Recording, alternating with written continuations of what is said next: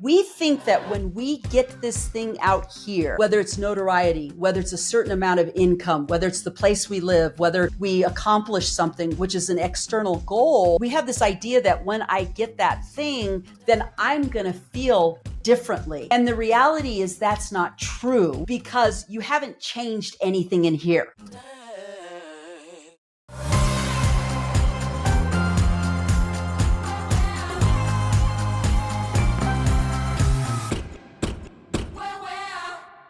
I was focusing on one thing, just one thing. And that one thing was the dollar amount that I wanted to make in 2024 did not happen. I'm not destitute. I'm not hungry. I'm not living under a bridge. But because I didn't make that mark, everything collapsed. And now I laugh at myself because it's like, okay, wait, Charleanea, what happened to all this stuff that you experienced? That didn't go away. And what I want to make really clear is whether we're in nirvana or hell isn't something that happens outside of us. We create this ourselves by the stories that we're making up. I think so many people would look at their circumstances as something external to them and the thing that's causing their happiness or sadness, like I just got that job offer, I just got in a relationship, or I just got broken up with, I just got dumped, or I'm having a really hard time at work. Those are all things that are external to me that's shaping my happiness or sadness. And what you're saying is, no, it's all internal, which I think is a tried and true statement. But when you had that downturn, when you had a great year and then you just didn't hit the mark financially and it sent you, back into that place of fear and urgency and fighting the story that you're not enough, I experience that all the time. It might be about money. It might be, I go on Instagram and see this person that I don't even know just did this really cool project that I would have loved to have done. What are some practices we can start to employ to navigate those downturns and upturns a little bit more smoothly? What's a way to avoid tanking into the lowest of lows? Well, and I think the first thing to acknowledge is that we create the highs and lows. That's something to think about. So if we create the highs and lows, here's the good news. We have total ownership over that. And so we can bring those highs and lows a little closer together. We don't always want to be in one place. It's going to be boring. It's just going to be boring. It's like, let's say you like chocolate cake, but you eat chocolate cake every single day for every meal. You're not going to like chocolate cake after a while. So I guarantee you being in the same place, even if it feels wonderful and comforting at one point, if you're always there, it's not going to be. And so this idea of this bipolar experience that you're talking about, nirvana and hell, we're creating that. And so we can kind of bring it closer together and make it feel less bipolar by being aware of the fact that we are creating our experience. And we're creating our experience by what we tell ourselves about what is happening. So, for example, one of the things that my coach said to me that reframed a perspective for me, and it really helped me, was because obviously I talked to my coach about this, and I had this very conversation with my coach about how when I am with these particular friends and how a long time I struggled with it. I was miserable. Like when we would go and visit them, I would be like, all that was going on in my head was, I'm a failure. If they only knew how much money I made, what would they think about me? Or, I'm not as successful. I mean, I was literally torturing myself with these stories. And, what I was talking to my coach about, and she said, Charleanea, envy is not a bad thing. And I go, well, it feels pretty bad because I'm miserable. She said, Charleanea, it's a matter of perspective. And I said, well, what do you mean by that? And she goes, envy is just showing you something that you want. And I said, okay, well, what does that mean? She goes, rather than focus on the fact that you aren't that thing, you don't have that success, focus on that. That's a possibility. That the fact that it's something that's bothering you tells you that that is something that you want. So why not focus on creating something you want rather than focusing on the fact that you don't have it? I was listening to this book, and it's based on the book is called 10x is better than 2x. And the same author wrote a book called The Gap and the Gain. And I was listening to this and it really resonated with me. It was very helpful. One of the things that he talked about is, we have and this made perfect sense and helped me with my own process, is we create these goals, right? They're arbitrary. It's just because we want it. I had a goal of making a certain amount of money. So here's this goal out in the distance. It's an ideal. It's an ideal that we're going for. The mistake that people make, though, is that they focus on only that thing. And an ideal is like the horizon. You never get to the horizon. It's like a mirage, right? You see the horizon.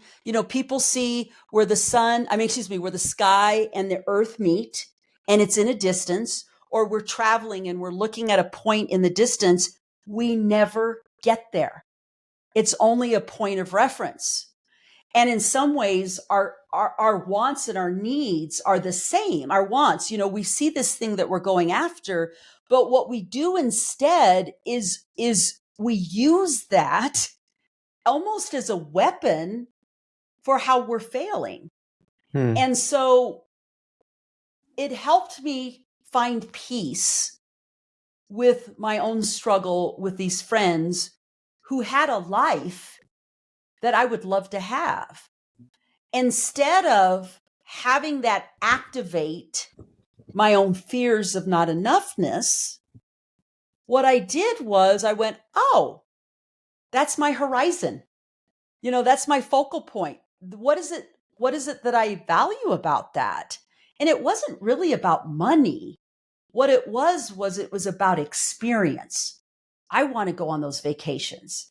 I want to live in a beautiful home that's comfortable.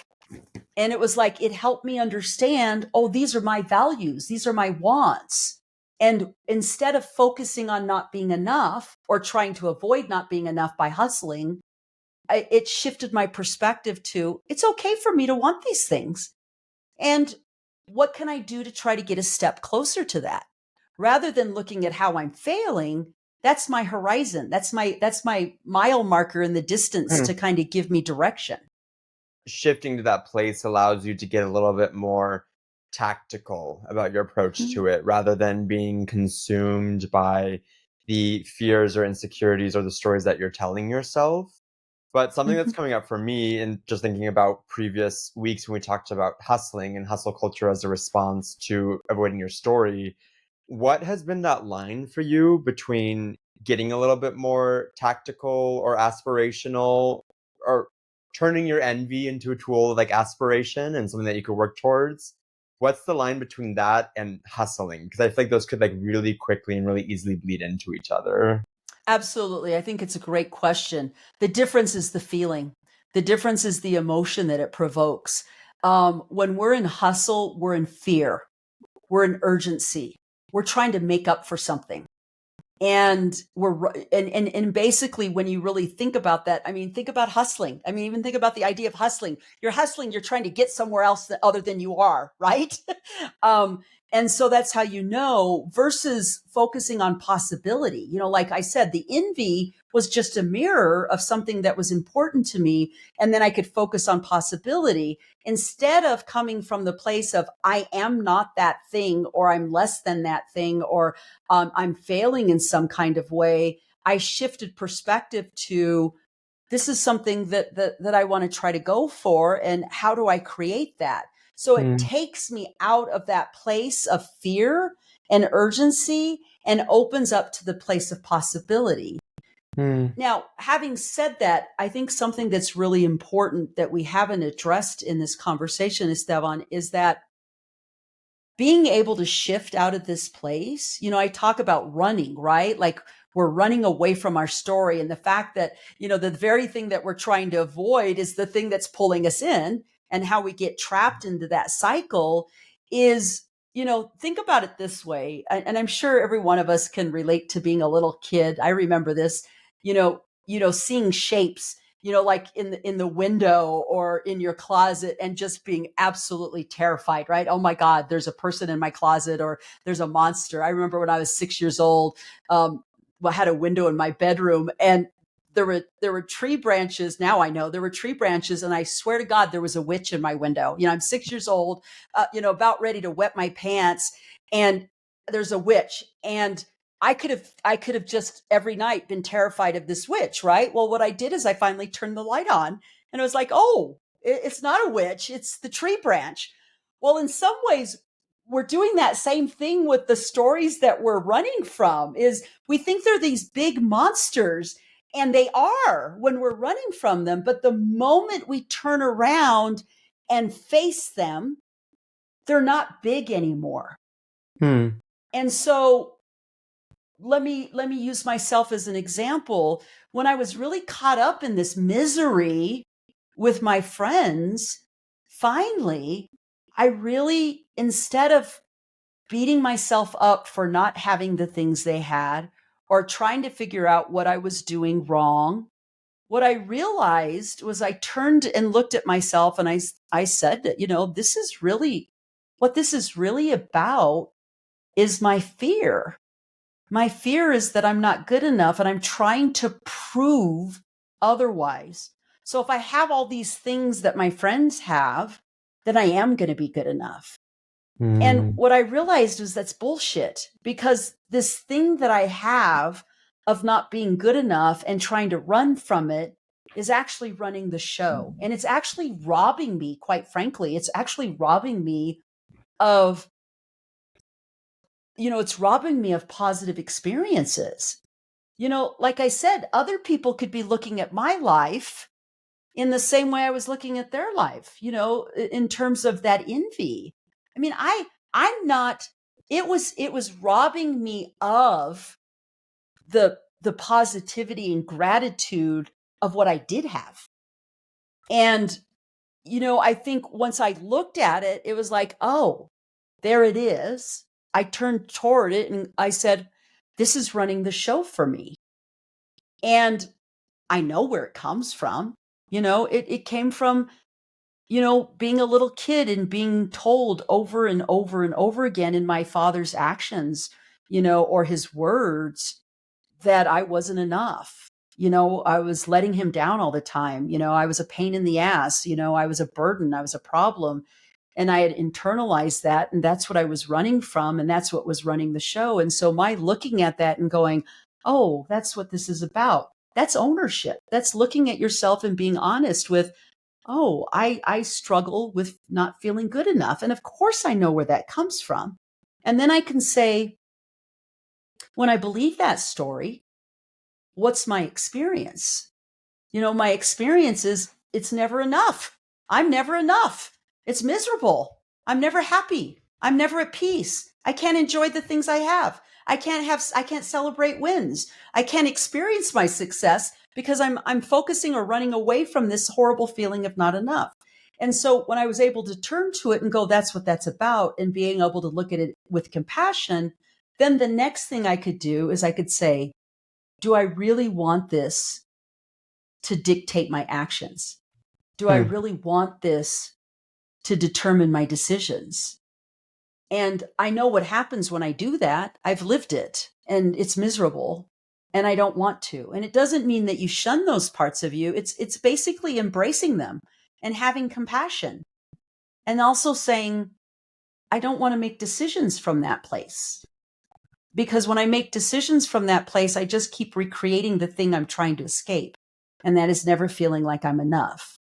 And so I can acknowledge it. I can turn towards it. I can have compassion for it. I can say, yeah, that's the thing that I struggle with, and I want to have a different experience. Then it frees me. It frees me from that cycle of running and getting pulled into it, running and getting pulled into it. There's so much wisdom here that is just going to be really helpful for me. And I'm wondering, to close us out, if we could maybe selfishly unpack a little bit about my current problem with, work and jobs and all those things through this framework, and maybe build kind of a step-by-step guide for anyone, whether you're experiencing work problems or whatever it is, to be able to turn around and face that fear, face that story, rather than constantly trying to fight it. I Mm-hmm. talked about constantly making all these really elaborate career plans and goals just because I want to make sure I have more money or more fame or success or notoriety, whatever that is. And I feel every day just like really stressed and like burdened and overwhelmed, and like I can't fail or I can't stop. And it just kind of keeps me in this loop of not being happy. I think I Mm-hmm. really crave feeling more connected and like in a flow state and happier. And I've told myself that I will have that once I achieve all these things I'm working so hard for. I'm Mm-hmm. beginning to think that's probably not true. And so I'm Mm-hmm. wondering if, to close this out, we could think about a step by step guide for me, for anyone in that dynamic, to move towards a place of finding that joy and contentment and gratitude and satisfaction now, without necessarily relinquishing those dreams and goals, but moving from a more grounded place towards them. Right, absolutely. Yeah, it's interesting because you're bringing up a common pitfall that we all have, and I call it the when then kind of, you know, bullshit.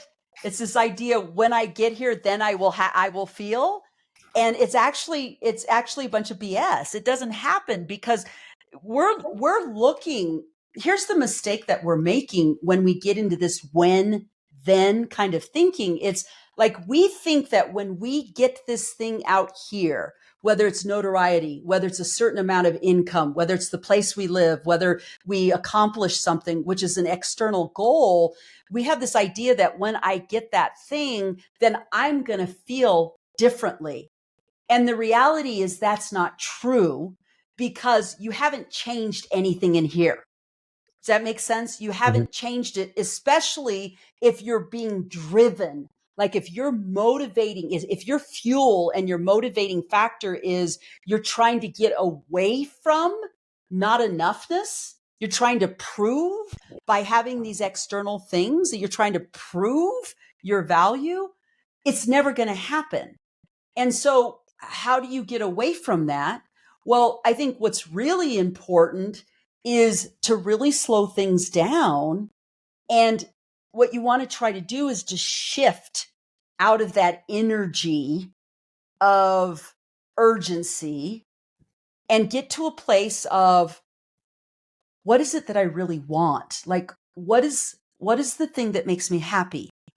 What is the thing that puts me in that flow state? What is the thing that brings me peace? What is the thing that I enjoy doing and time just flies by? It's the idea of, what is it that I want? And getting into that space and thinking about, okay, you know, what is something that I can do in each moment that gets me closer to an experience that I want to have? And, like, one of the things that you were talking about today was this idea of, sitting in the coffee shop and trying to figure out your schedule and what's going to work for you. Again, ask yourself, what's the space in which you're having the conversation? And again, what I mean by that is the space, a place of urgency. Because if it's a place of urgency, I guarantee you that you're running from something. You're running from some fear. If it's a place of, like, expansiveness and, oh God, that would feel good, or, oh, I could see, when you're in the place where there's the a flow, there's a openness, there's an excitement, there's a joy and playfulness. When you're coming from that space, then you're going to create from that space, and it's going to be something that's coming out of a place of desire versus the place of fear. Is that answering the question that you were asking? Definitely, definitely. I'm definitely guilty of moving out of urgency and moving out of that fear. And um, yeah, I think that definitely does answer the question, because I think for me, I've never really been convinced by.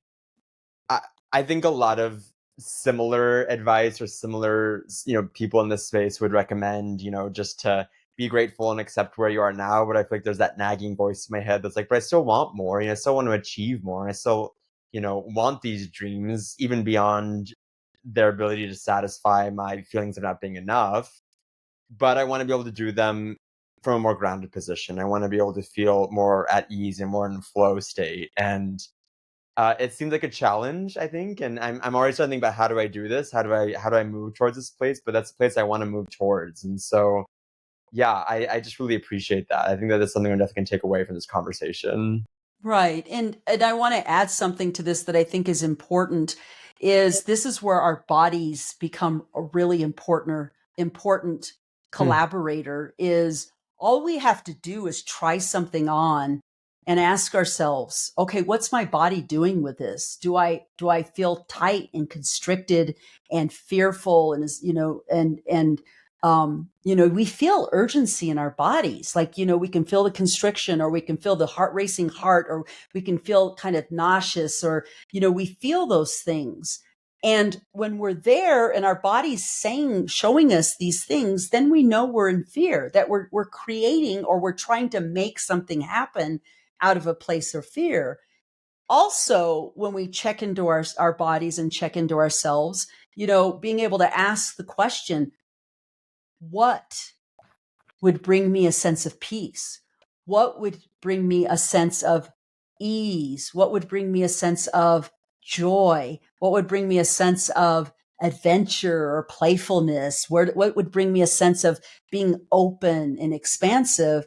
And when you're making decisions, you can ask yourself, when I think about this thing or imagine this thing and getting there, does it create urgency, or does it create this sense of, excitement and Hmm. flow, and, it feels fun? That's how you know where you're making your decisions from. And what we ideally want to try to do is be here, because it's driving us towards something that is valued to us. When we're making decisions from here, we're making it from a place of avoidance of pain, avoidance of fear. And, typically the thing that we avoiding is going to bring us back to the thing that we're actually avoiding. Right. Right. Well, I'm ready to stop avoiding. And I'm ready I know it's a practice, like you said, but I'm ready to start facing things head on and actually working towards these things. Yeah. Well, I should appreciate this conversation as always. Like I said, this topic this week was so special and important, and it felt really rich with information and wisdom. So I just want to thank you for sharing that with all of us. And again, if you really like this conversation today, you're listening along, we really encourage you to sign up for the full Own Your Story journey. This is a 12-week journey where we're talking all about these things: how to identify your stories, where they come from, how to build better relationships with them, and through that, how you can start to rewrite new stories for yourself. This is week 7 of 12. I know I'm really excited for the next couple of weeks, just because I can really use this in my life.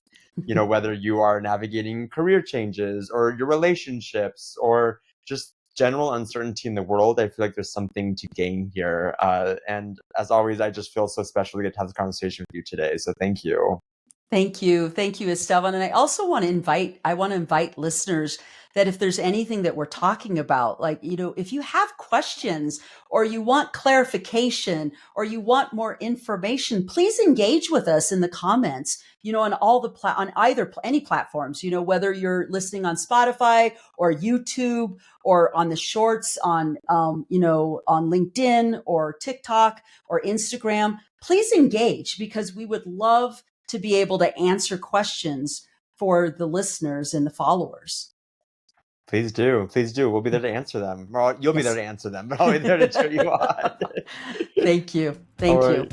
Thanks, All y'all. Have a right. good night.